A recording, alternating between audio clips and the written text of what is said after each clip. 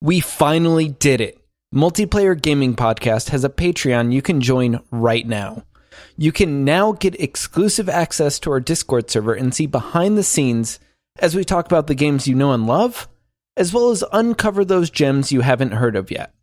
You can have the chance to game with Josh, Paul, and I, and get sweet custom shirts, games, stickers, and more. Just go to multiplayersquad.com to sign up for the Patreon.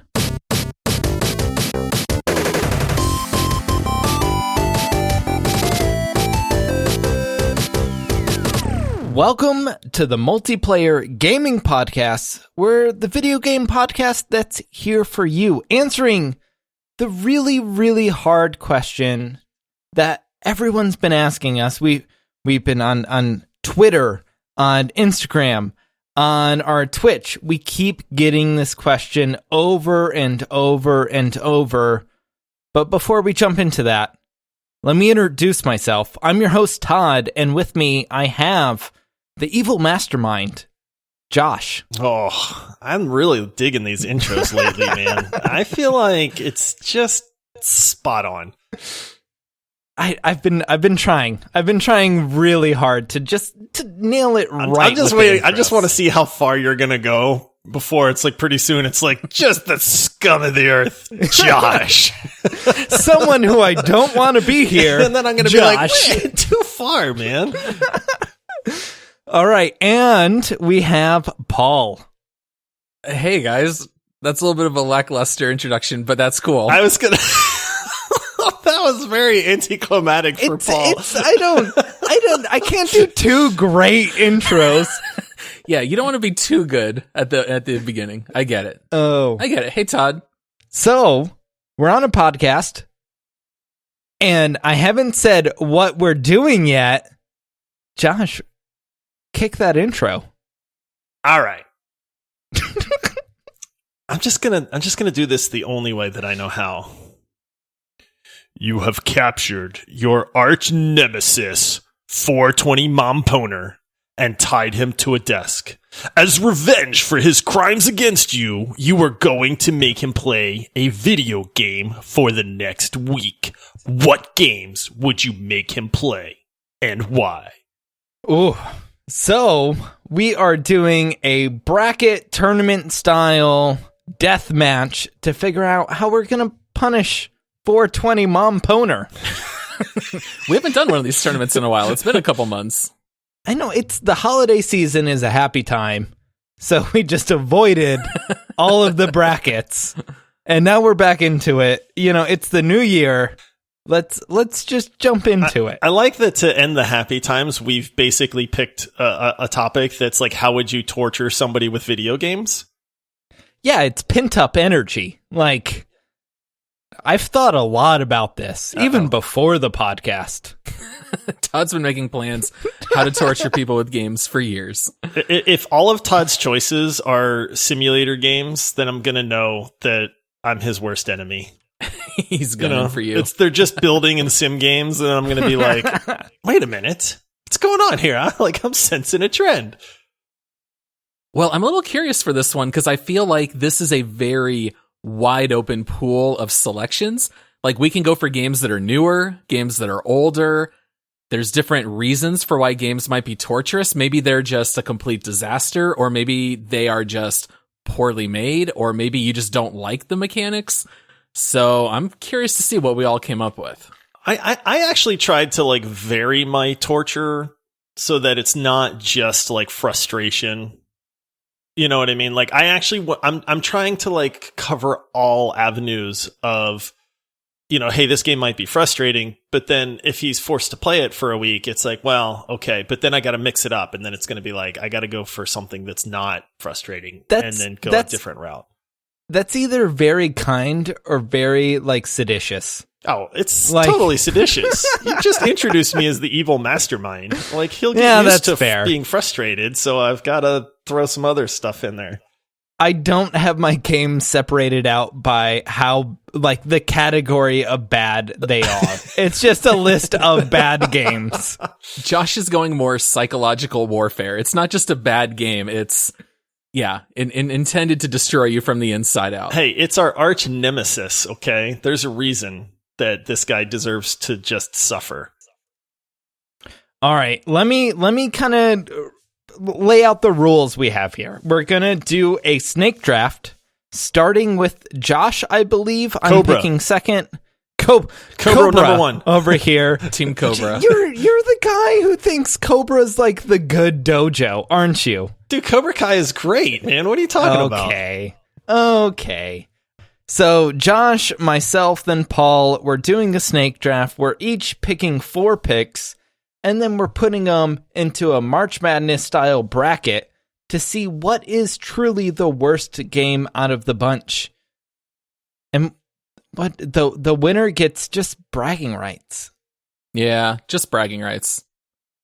Speaking of which, the last bracket we did was best gaming genre. Will you guys remind me? I don't remember who won.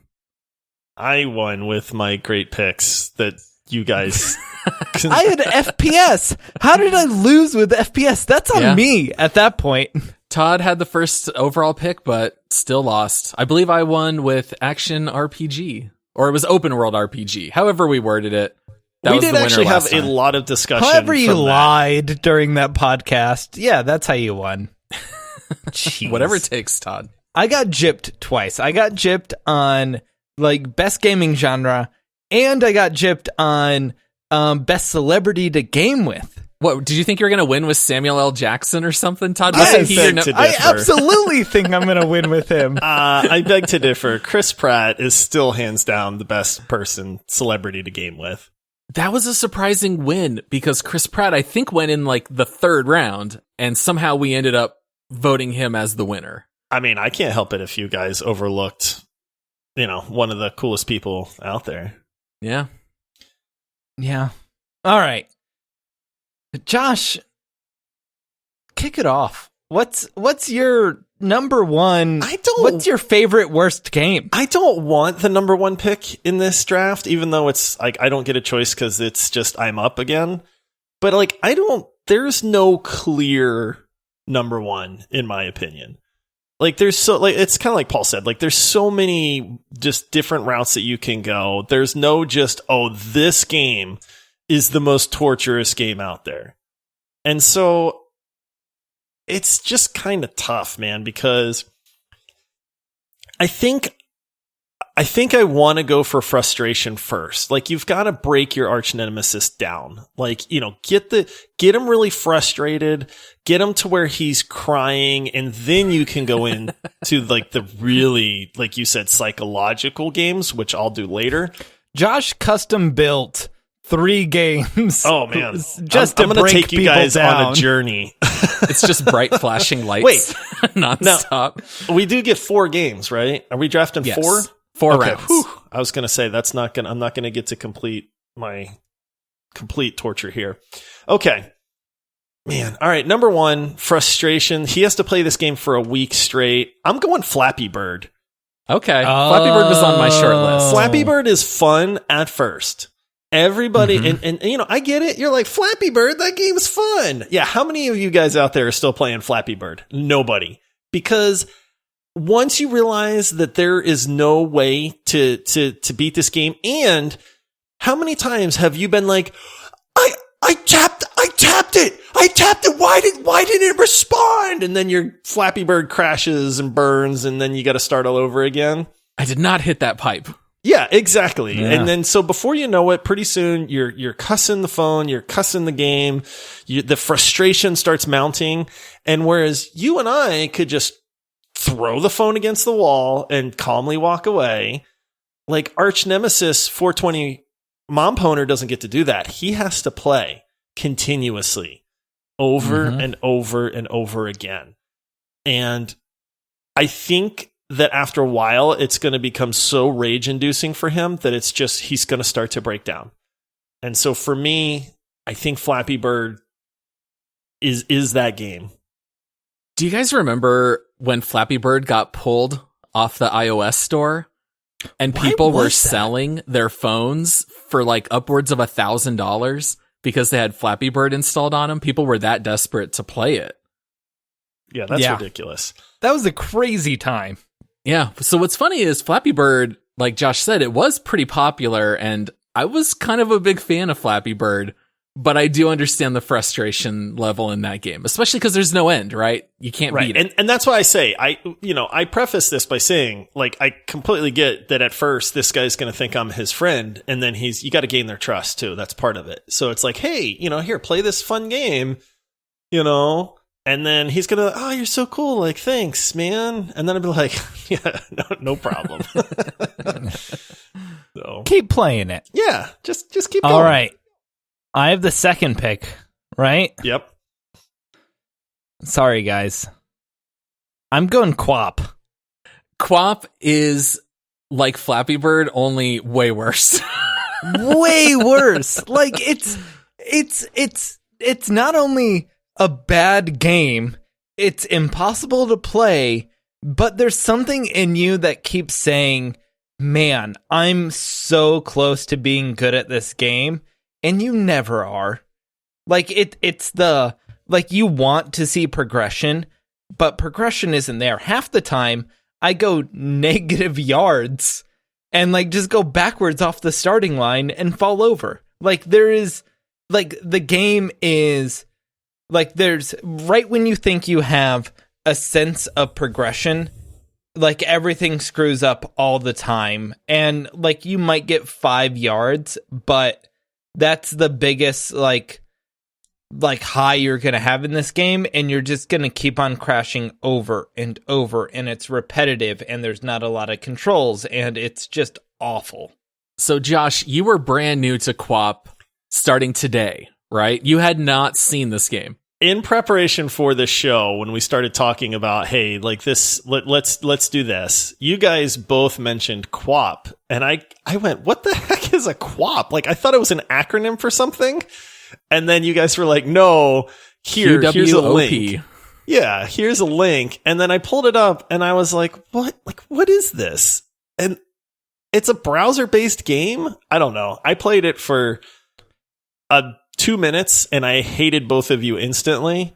Yep. So, Yep. Well, it's got You're welcome. It has arguably the worst mechanics ever in a game, because the only buttons are Q, W, and OP, and all they do is control your thighs and your calves, and you have to press them in, like, the right combination with the right timing to make your guy run. But it's incredibly easy to make your guy fall over or flip backward. But one of my favorite things is, as soon as you start running, you hear the music kick in. I never got to that point, apparently. It's like Chariots of Fire. You have to lean. Is it really? You have to lean forward slightly. Like, that's all moving. it takes. You have to move forward. Yeah, the crazy thing about it is like, they don't tell you which button controls which body part, though. So when they say, hey, QW controls your thighs and OP controls your calves, I still could not figure out. I don't know what that like, means. which is Q the left thigh? Is W the, like, which one is which? And it just becomes this button mashing. I don't know. I quit it within 2 minutes. I can't imagine being forced to play it. But then at the same time, to try to disparage Todd's pick because I want to win, it's like so nonsensical that there's no, like, I just didn't care at that point. It's almost not a game. Right. It's like, this is just a keyboard masher or something, and maybe you happen to mash them in the right tempo. I don't know. Well, what's funny is, when I thought about worst, most frustrating games to make someone play, Quap was the first thing that came to mind. So to me, that was probably the number one overall pick for me. So in preparation, I went to the Quap Wikipedia page, and I just want to read you guys a short paragraph. All right. Oh, no. Though the objective of Quap is simple, the game, ever since it was released in December 2010, has been notorious for being difficult to master due to its controls with the Q, W, O, and P keys. Foddy, the creator, says that he has received lots of hate mail for making Quap. Despite the criticism for the game's difficulty due to the controls, the game helped Foddy's site reach 30 million hits, according to Wired magazine, and ever since the game was released has been played by millions of people, although numbers have declined. So yeah, definitely notorious for being very hard to play. Also, one interesting fact is you can see Toby and the two new hires in The Office Season 9. They have QWOP on their computer screens in the Season 9 premiere. Right. Yeah. Yep. So a little bit of a tidbit there about QWOP. Everybody that's listening, go try it. You'll see what we're talking about.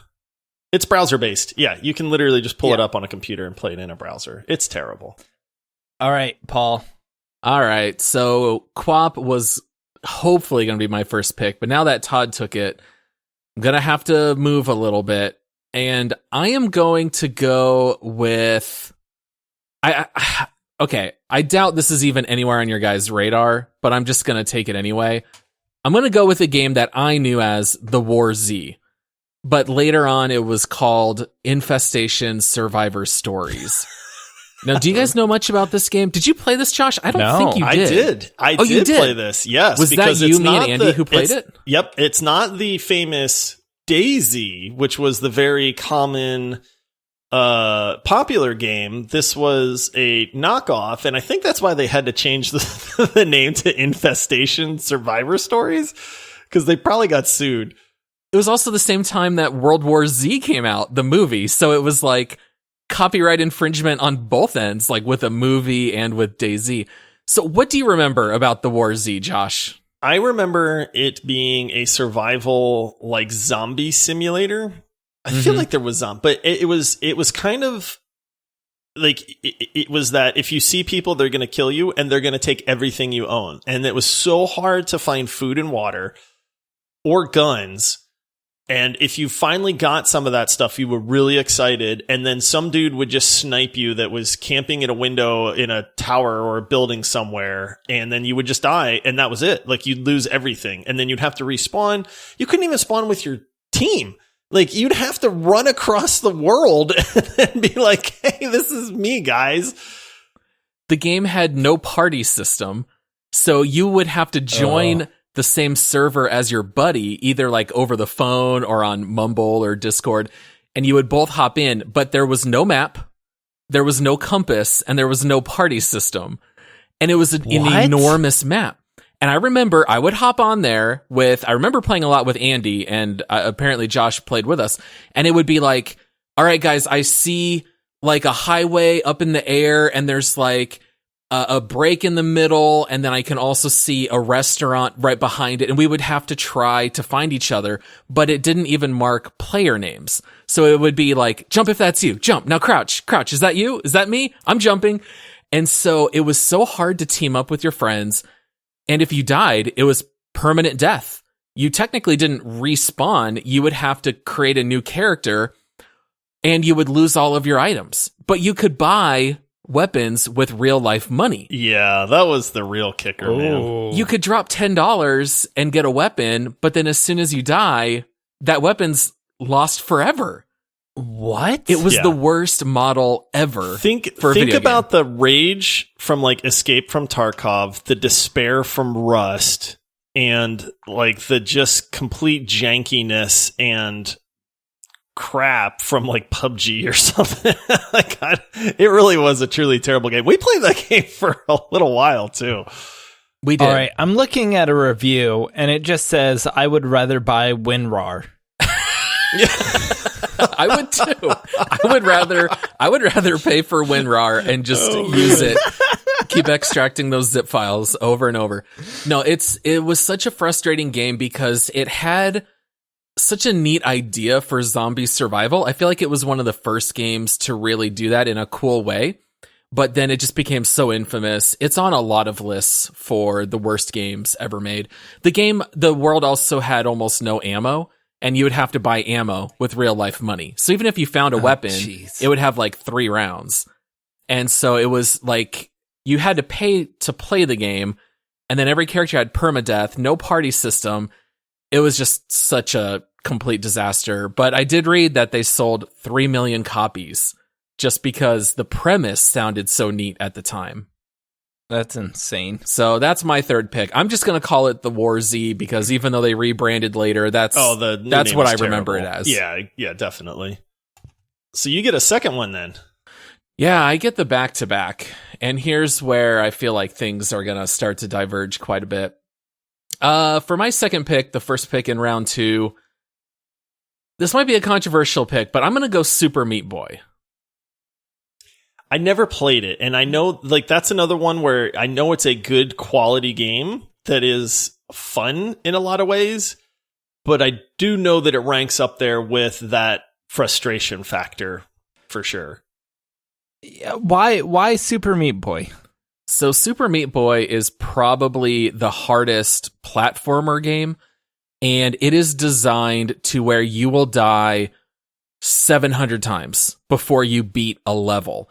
And the game is intentionally made that way because when you finally beat a level, they simultaneously show every attempt run through the level. So the camera will pan past the level and you'll see your 700 Meat Boys jumping and dying and falling in pits and getting hit by saw blades. And then finally you'll see the one that beat it at the end. That's kind of cool. So it's a neat concept and it's a fun platformer. But for a lot of people, if you don't like dying, you just die over and over and over until you perfect the level and beat it. So it's not so much entertainment as it is a lot of work, a lot of memorizing the level, and then it's more a sense of relief when you beat a level instead of feeling like you're having fun. So it's pretty high on the frustration meter for that reason.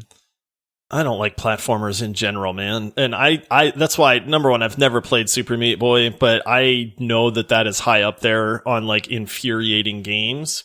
But it's weird because there's like a subset of people that will intentionally buy those and try them. And like, if you look at the reviews, Super Meat Boy actually gets pretty good reviews for what it is. But to me, it sounds terrible. Like I would never play that game. It's people who like speed running, because isn't that what speed runs are? Is like you just try the same level over and over and over until you memorize it. Yeah. And like it's just a easier way to speed run. It's like that mechanic built into a game. That's basically what it is. I mean, it's a fantastic game, and I haven't played any of them since the very first one, which I think I bought on like, I don't know, Xbox 360 or something. But I think if you had nothing else to play for a week, that's where it would drive you nuts, because you're just going to die 10,000 times a day over the course of a week. I feel like that would break you down psychologically. It would be very frustrating. All right.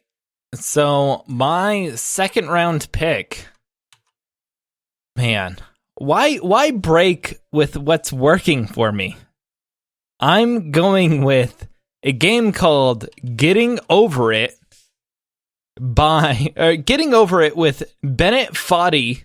Is this the guy in the cauldron? This is the guy in the cauldron. I know where you have a hammer about. And you just swing it around and around. It's made by the same guy who made Quap. That's the same guy, because I'm familiar. I've never played it, but the guy in the cauldron game is I think more well known. It's infamous for how difficult, how frustrating, how infuriating the game is, because you start getting progression. You go up and up and up. You swing a hammer around. You click onto something. You swing it around. You keep going up and up and up. And then you miss something. And then you just lose hours of progression falling down. So you take 2 steps forward and 3 steps back. And that's what this game is. And I can't imagine anything more infuriating in a game than like making a little bit of progression, think you're getting better, and then all of a sudden you make one small mistake and you just lose hours of work. Yeah, this is definitely one of those ones that would drive you nuts. Like as soon as you search for this, there's just YouTube titles like angriest I've ever gotten at a game. I literally throw a chair in rage. Like those are the titles of this kind of game. Yeah, I've never played it. I remember the first time I actually ever saw a video was because there was, like you had mentioned, Todd, some speedrunner guy actually beat the game in like 2 minutes or something. And all I remember seeing is some weird like top half of a guy sitting in a cauldron, and he's got like a pickaxe or a hammer or whatever it is, and the guy's just swinging it around in circles, climbing up a mountain, and then like jumping to ledges and stuff. And I went, this game looks terrible. Like, what is this? But I guess it was some big thing because the game's insanely hard, and to watch this guy speed run the entire thing in like 2 minutes was some monumental achievement, I suppose. But I've heard. You suppose. Okay, this might boost Todd's picks a little too much, but I couldn't help but pull this game up on Steam and take a look at the reviews. And the top funny review says, very simple controls, only uses the mouse, Alt, and F4. And another one says, this is the only game on Steam worthy of being tagged psychological horror. So, you know, the next review says, thanks, I hate it. Oh, man. Yeah, I see one. It's fun to suffer. Yeah. Oh, man. How funny. All right. Well, I'm sensing a theme from Todd here, but I feel like this guy that develops these games is going to run out of games here pretty soon. But does he have 4 games? He might. He might. We'll find Apparently, out. he's successful, though, too. This guy's touched on something. Yeah. All right. So back to back for me. I am going to continue on with my trend of getting my arch nemesis to think that I don't hate him. Because if you can gain their trust, like I said, that's when the true revenge can begin. And you guys know me. You see me do it in games. I'll pretend like I like somebody, and then I'll troll them because it's even better that way. So next up, after the fun of Flappy Bird, followed by the ensuing frustration, I'm gonna bust out my Oculus, and I'm gonna say, "Hey, arch nemesis, you should try this really, really fun game, man. It's awesome. It's a space combat game.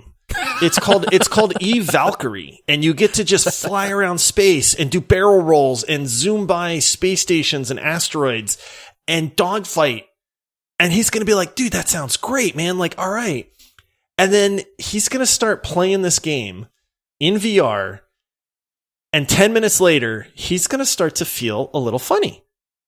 And then he's going to be like, hey, can I stop playing, man? My stomach feels a little weird. And then I'm going to be like, no, because you're my arch nemesis and you have to keep playing this game. You don't have a choice. You're going to tell him. Yeah. Well, yeah, I won't tell him that. I'll just say, hey, just give it a little while. You'll feel better soon. 30 minutes in, this guy's going to be the most nauseous he has ever been in his entire life. He's going to be hurling on the floor. I got to give you credit, Josh. Never once did I think about using VR. Yep. Because never crossed my mind. Eve Valkyrie is nausea-inducing. And again, it's a great game. I'm not saying it's a terrible game. It is a super fun dogfighting game. But man, I played this game, which is how I know. And it will make you want to just vomit all over the place. And so if I'm picking a game to make somebody play that I don't like, this is going to be it, because man, is this going to be torture after a while. Just a game he's throwing up constantly. Yeah, and the beauty of it is he's going to think it's fun. He's going to go like, man, this game is awesome. Like, you're the best, Josh, thanks. And I'm going to be like, sure, man, you go right on ahead. And then the headset is glued on his face. Yes. Do a barrel roll. He can't. Do another barrel roll. Fox, do a barrel roll. Man, what a value pick for the end of the second round. Nice pick. I like it. Yeah. All right. And I guess I'm up again, man. All right. So then, the exhaustion's starting to set in. Now we're getting somewhere. Now he's like, okay, I really just need a break. And then, he's been frustrated. He's been nauseated. And now it's time to move in for the kill. And continuing the theme of games that he would initially want to play, I'm just going to stab him. I'm going to say, hey, you should play Dota 2. Okay. What's wrong with Dota 2? Yeah, because, he's going to be like, oh, man, thank you so much. I don't think I can handle any more VR. And Flappy Bird is just terrible at this point. And I'm going to say, hey, here's Dota 2. It's basically League of Legends, but Dota 2 is well known throughout all of gaming for having the most toxic community in any video game out there. More so than CSGO, more so than, any Rust. community you can think of. Rust. Rust looks like just a convent, compared to Dota 2. But Dota 2 is consistently the second most played game on Steam. Yes, but Todd, what's going to happen to arch nemesis 420 Momponer is that he's going to start playing this game, and then he is going to just have psychological warfare just poured all over him. All of the people in Dota 2 are going to start telling him how terrible he is at this game. Uninstall noob, learn to play, and then it's just going to go on and on and on. And he is going to just mentally be broken down because he does not get a break. He can't log off and go play something fun. He has to just sit there and get berated by humanity over and over and over again. All while playing what is a fun game. All right, guys. My third round pick. Oh, man. All right. I'm going with... It's a little bit of a niche game. Like, you guys probably haven't played it. You might have known someone who has owned it. Age of Empires 2. Age of Empires 2. No. Get out of here. Tony Hawk Ride. What? It's a Tony Hawk Pro Skater game, and this is the game that you could only play with the Bluetooth skateboard that came with it, and that's how you controlled the game. Is you had to lean back when you were doing an ollie, you had to move to the side when you wanted to do a kickflip, except none of it worked right. It didn't feel cool while you were playing a skateboarding game on a skateboard. You felt dumb while you're on a skateboard, not doing the tricks, but trying to get someone else to do the tricks, except you were so bad at skateboarding, even you, trying to not half do the tricks isn't good enough to get the person on the screen to do the tricks. I feel like it would be tough, and you would probably end up looking like a fool also. So there's a little bit of a humility aspect to that as well. Mm-hmm. It is the worst of all scenarios where you're looking like a fool, the game is broken, and the controller is dumb. And after all of that, you had to pay $150 for the controller and game. That's got to be the real kicker, is that I'm sure if you get some kind of fake skateboard that you're paying a lot more for this game at the same time. Yeah, this is the age of Guitar Hero where every game was oh, we're going to sell a different controller with the game to make even more money on top of it. And it's just the worst case scenario where the game was bad, the controller was bad, the controller was very expensive because it has to be Bluetooth and have all these sensors in it to know when you're leaning back and all of this stuff. And it was just a terrible game. Super goofy. Whenever you go with really out-of-the-box controls of some sort, it's not going to go well for you. The only thing that's acceptable for an alternate controller are Guitar Hero and Rock Band. Yeah, I was going to say drums and If it's musical guitars. based, then that's fine. But yeah, if it's anything else, just get out of here. Yeah. All right. Well, it's back to me. I get my last two picks here back to back.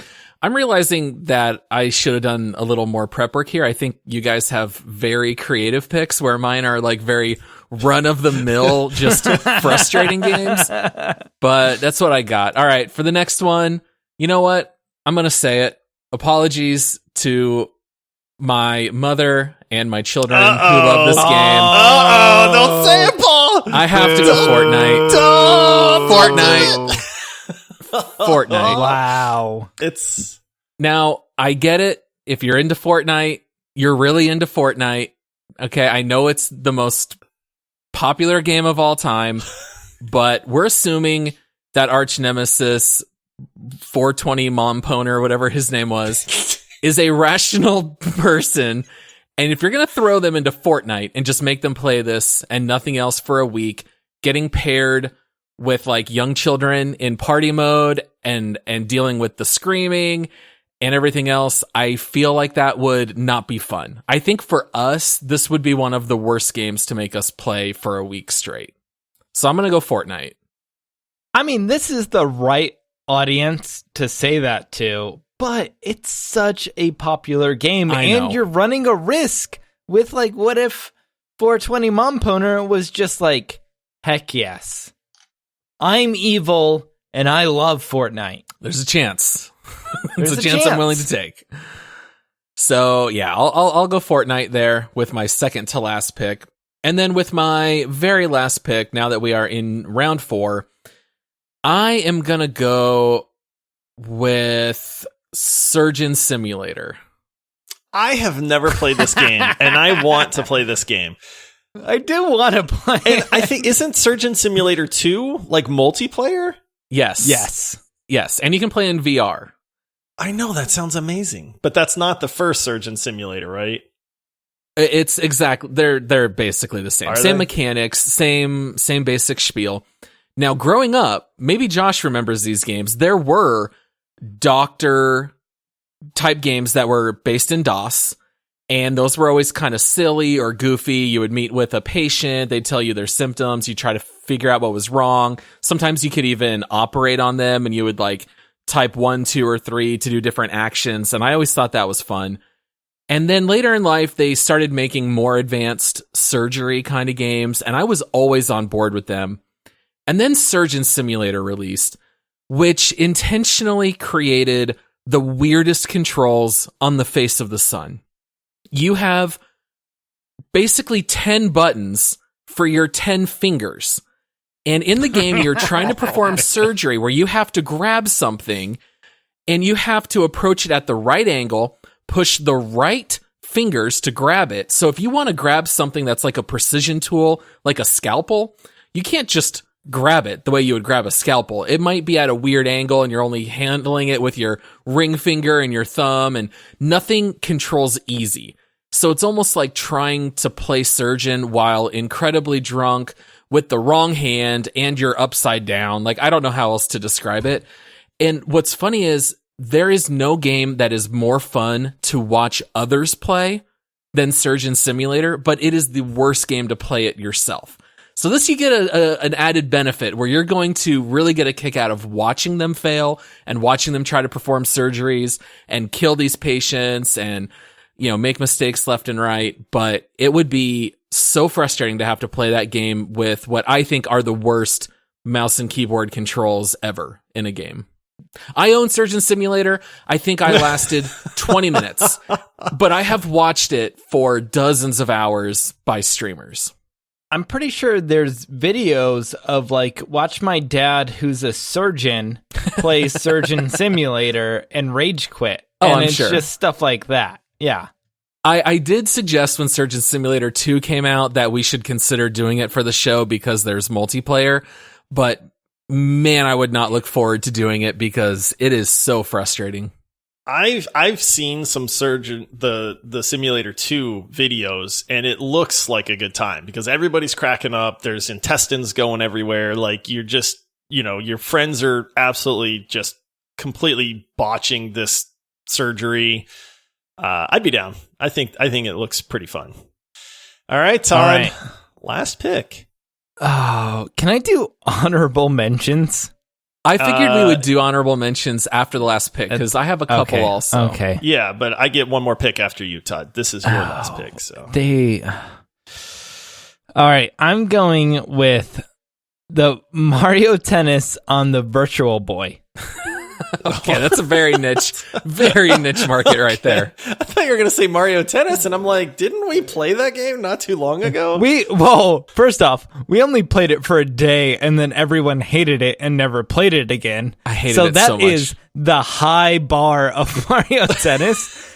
The low bar is, Josh, do you know what Virtual Boy is? Well, that was the red thing that would burn your eyes out of your head, right? Okay, There we go. There's point 2. It's the red thing that will burn your retinas. So you mix in a like the earliest 3D like depth perception tennis game with burning the retinas out of your head. Like, there was never multiplayer, there was never anything like that. So you're just playing a game by yourself against a computer in this headset that's slowly burning your retinas. That's not fun. That's not fun for anyone. You know what's crazy, though? If you were like 7 or 8 years old when that came out, like I think I was, I remember playing those demos in Target and thinking that the Virtual Boy was the coolest thing in the world, and I would have done anything to own it. But looking back at it now, it was such a stupid system, and the games just look so bad and so dumb. It was such a good marketing ploy at the time against children. But that would have only lasted for a little bit. Like, no way could you have lasted 24, 48, like a week of playing a poor Mario Tennis game over and over into a screen that only did red and black, and then it was shown to like hurt your eyes. Like, there were serious concerns that like it was destroying people's eyeballs.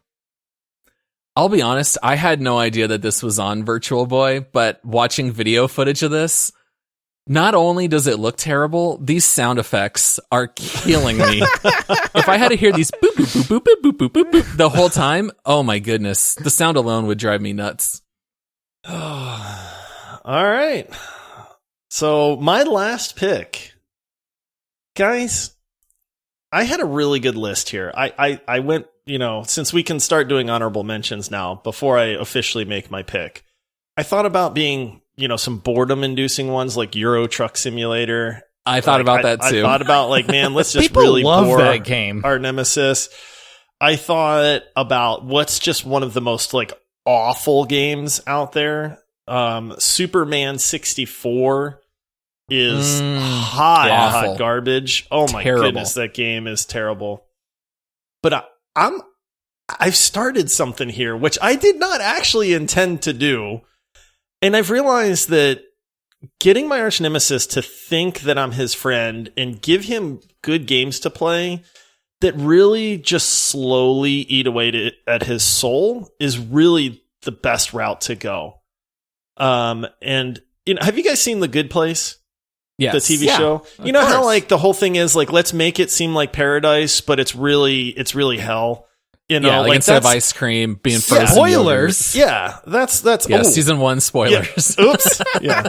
So I feel like I've got this trend going with all these great games, and I'm not sure how this is going to go over for you guys. But my last pick, I'm picking Rust.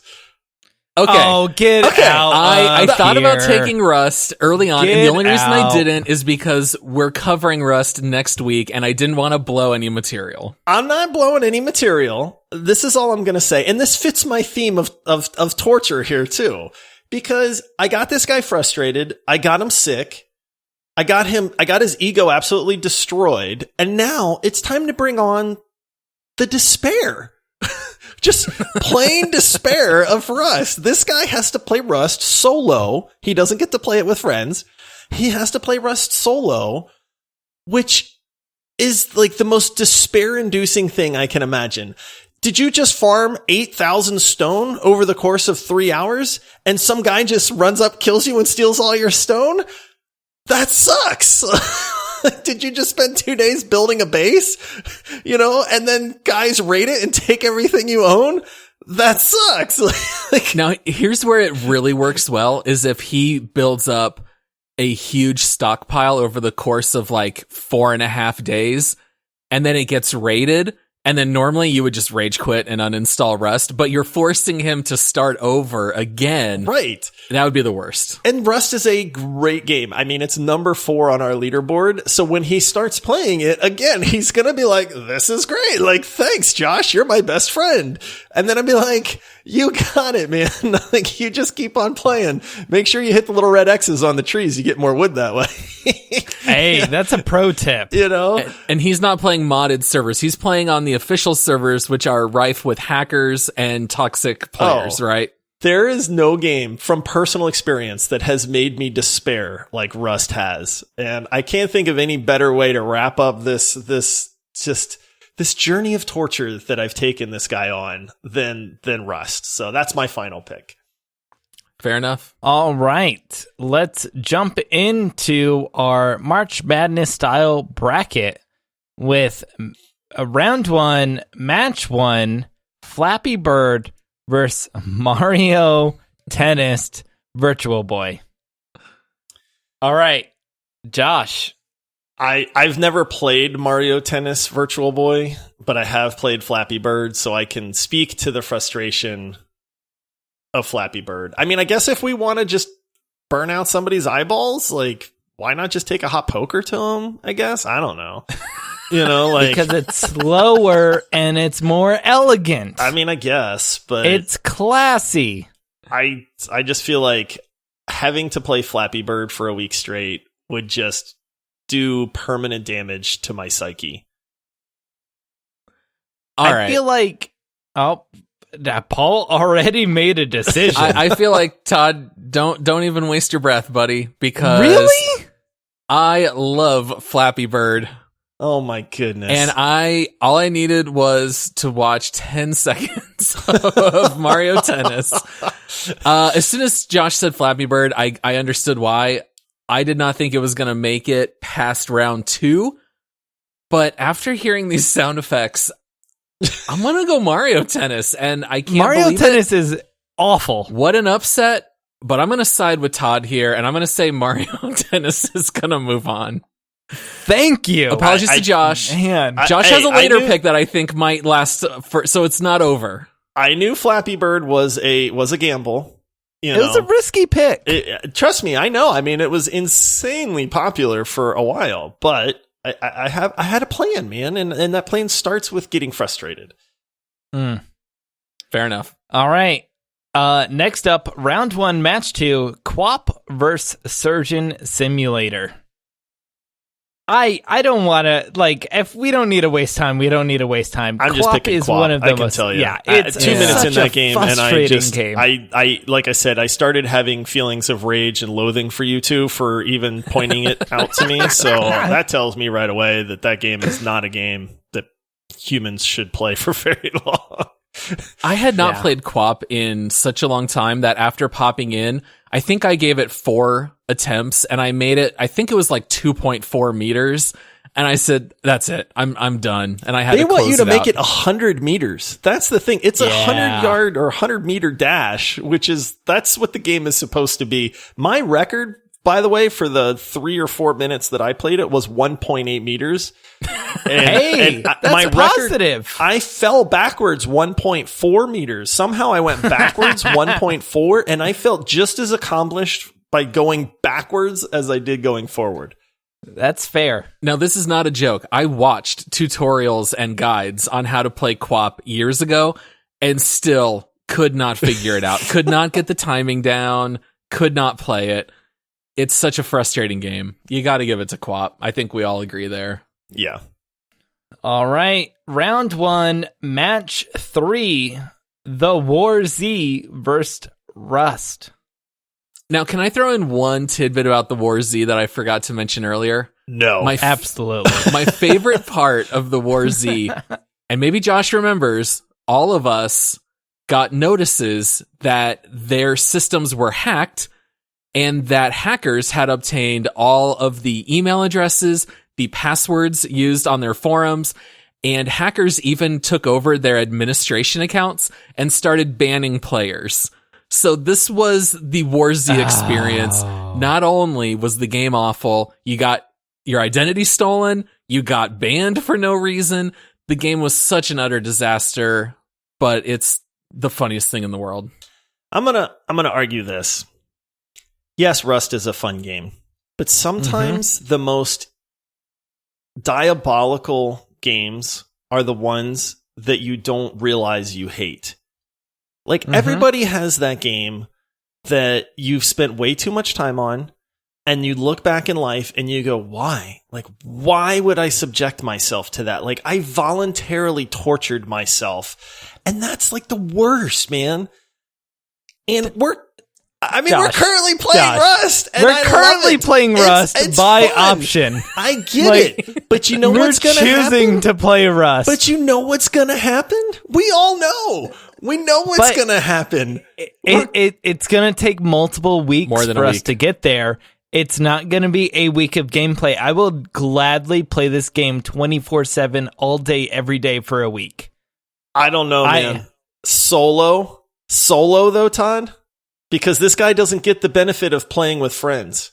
I have more hours than anyone, and that's because I started this game solo until I convinced both of you to play. So you're arguing to the wrong crowd. There is no game I started that has solo. evoked as much despair and cause. I don't rage quit, man, and I have rage uninstalled Rust.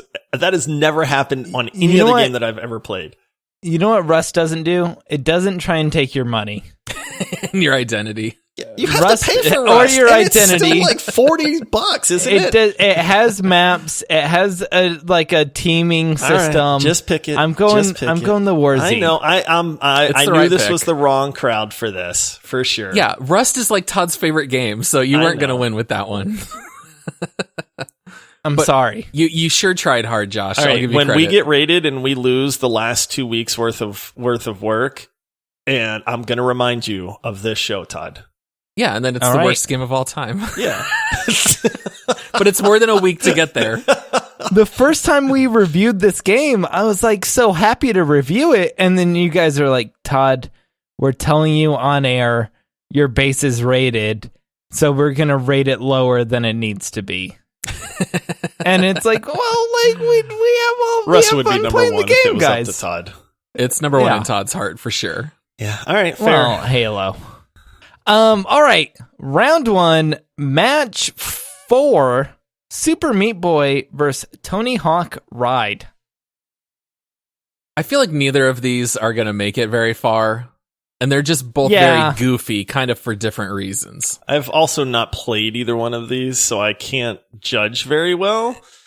So Tony Hawk Ride is a goofy control system, a goofy game, and it's just frustrating all around, and it costs a lot of money. I mean, I would assume are we charging Arch Nemesis 420 Mom Poner? No, he's been captured. You can't make him pay for these. I thought we stole his identity with the War Z. My bad. We're going to charge it to his account. You know what? I'm going to have to side with Todd and say Tony Hawk is the better answer. All right. Super Meat Boy is too fun. I was going to say, I hear that game's a lot of fun if you can put up with it. So let's go with the really terrible game. All right, Tony Hawk. Look at Todd. Right. Todd has won 3 out of the 4 matchups so far. So Todd's making it into this one. I had 2 different ones stolen from me. 2 different hey, you ain't won yet, Todd. Championships stolen from me. I'm coming in hot. All right. So, round 1, match 5, Getting Over It versus Dota 2. Man, I hate to say it, but this is such an easy pick.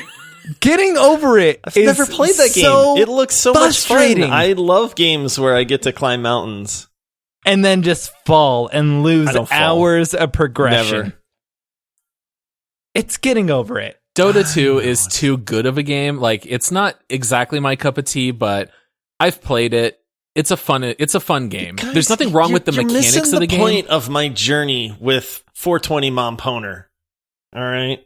Yeah. You turn chat off and you just play the game. The problem, Josh, is that you were very methodical to make a complete team, but you don't have that Michael wow Jordan factor. or LeBron I James. know, You don't have I like know. the 1A hitter. You've got the team that are just all really good players. I know you guys aren't basketball fans. You're like the 2004 Detroit Pistons. There's no superstar, but they're all good. Well, I was about to say he only has 4 players. He's missing the fifth. He's missing the fifth, the heavy hitter.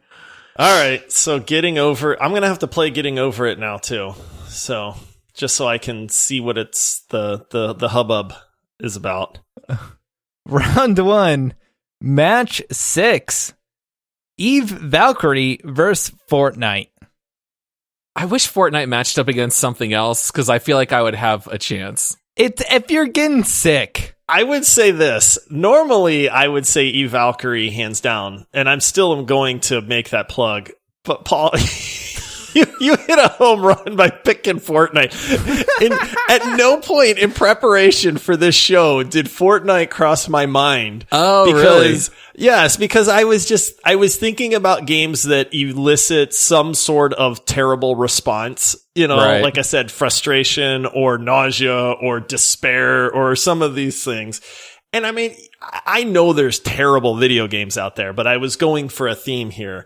But when you busted out with Fortnite, I was just like, oh my god, like that would be my torture. Like, don't ever capture me and make me play Fortnite for a week because I'd just break out into sobbing, you know? So it's too that funny. being said though, great pick, but being forced to play a game that's going to make me just straight up throw up sounds much worse than Fortnite. Like we pick on Fortnite, but I get that a lot of people like that game and it's a popular game.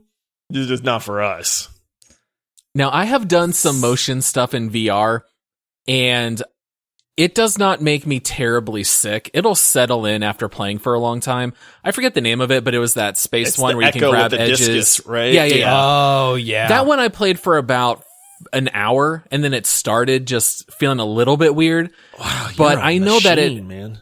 Yeah, but I know especially for Todd that he's hopped into a few VR games that hit him bad. And I think that's how most people respond. I can't imagine being forced to play a VR game with motion like that when you're probably going to be continually vomiting and you're still playing. Like that's really hard to compete against. Vomiting in VR sounds like the worst thing ever. And then you're going to have to like step and walk over your vomit. This is just all around terrible. I normally have like an iron stomach. I don't get motion sickness in cars. Like I can read a book in the back seat and it doesn't matter. But I played Rec Room once and it's like, do you want the point and shoot control or do you just want to push forward and you move forward? And I'm like, I'm pushing forward. Like I'm owning this. Like it's going to be fine. And then there was a time where I went off the top bunk of a bunk bed and I fell down and I jumped because I was terrified. And like I tried wandering around. I tried doing all the different things. And then I took the headset off and I felt nauseous for easily an hour and a half to 2 hours after I took off the headset because just moving in VR without moving your feet, it just doesn't feel good. No. Your brain's not wired to handle that. No. Yeah. And walking is terrible too, but I didn't want to pick on some games because there's a lot of games that are more like fun, but people can tolerate walking a little bit better. But yeah, and then the terrible thing is you feel like garbage for the next couple hours after that too. Yeah. So. All right. Yep. Going with Eve Valkyrie. All right. Is that my only pick that's in this? That's your only pick. You That's a good and one. Paul only have one man. pick. Yeah. I have 4. If I lose this, I'm going to lose it. Josh, do you want an alliance? Do you want Survivor style? Yeah. Shenanigans. The good news is Todd has some of his own games against his other games. So Todd's All of gonna my do just games fine. are against my own games. All of Todd's games have made it. All right. Round 2, match 1. Mario Tennis Virtual Boy versus Getting Over It. It doesn't matter. This is as far as they're getting. I feel like it doesn't even really matter. Oh, Do you have a favorite between the two, Todd? Pick your favorite child, Todd. I'm going to say Mario Tennis Virtual Boy All right. over Getting Over It.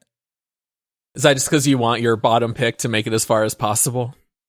Well, no, it's because there's the like damage to your eyes. Oh yeah, physical and damage. And then the game's awful, and then the sound's awful, and then it's on a console that no one else bought, and you can't play multiplayer, and you can't stream it because, you know, it's on a Virtual Boy. So you're stuck alone playing this awful game.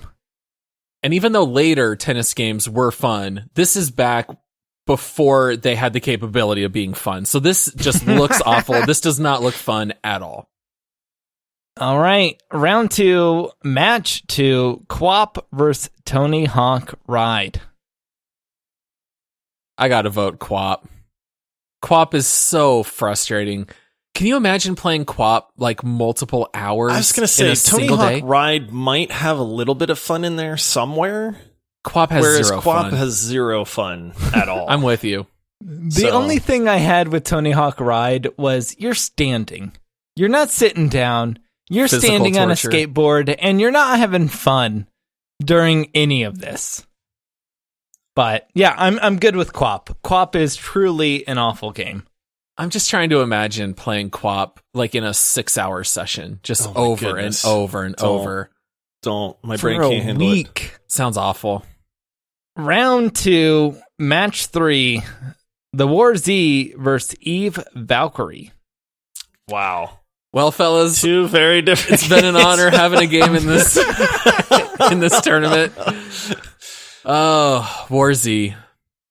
I hate to see you go, but I love to watch you leave. Yeah. Warzy had some good moments. Honestly, like as garbage as that game was, we did actually have a little bit of fun playing that.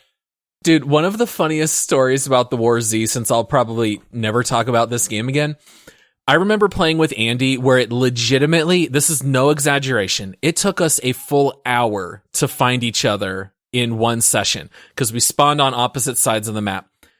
Once we finally found each other, now you guys know I've done this in games. If I have a weapon out and we're running, every once in a while I will accidentally click my left mouse trigger. And so we've been running in Rust and I'll accidentally fire like a shot with an AK or something. And I'll be like, oh, sorry guys, it was an accident. After an hour, we finally meet up at an airport to go loot some airplanes. Andy runs right in front of me. I had a shotgun out and I shot him right in the back. And Andy was just like, he wasn't mad like when he got hit with the pan. It was just like, he was so sad that we finally found each other. And I killed him at point blank range, completely on accident. Man. It was such a waste of time. It was awful. I felt so bad. Ouch. All right. Well, right. the War Z is gone. All right. Valkyrie's the winner for that round. All right. Round 3. This is the home stretch. We have 3 games with us. We have Mario Tennis Virtual Boy, we have Quap, and we have Eve Valkyrie. Is there an obvious pick to just drop off at this point? Well, no. Because I think there yet. is. What's the Valkyrie? Valkyrie's the obvious pick. I It's don't Mario know, man. Tennis. Yeah. Mario Tennis. Yeah. Oh, but your eyes. There. You use your eyes to see, guys. 1 week is not going to make you go blind. Yeah, being nauseated and not being able to stop is a terrible, terrible feeling. All right, fine. We have Mario Tennis in third, Yeah, I think that's and now fair. we need to decide second and first. Quap and Eve Valkyrie should be the top 2. All right. It's just funny to me because it's like Eve Valkyrie is a fun game. Like it's actually it's a good space combat sim. Like you're flying it's a around, really fun game. Yeah, I mean it's a great game. Super fun. Yeah, thousands of never people ends. enjoy it. Endless fun. But then it's like all of a sudden you're like Right.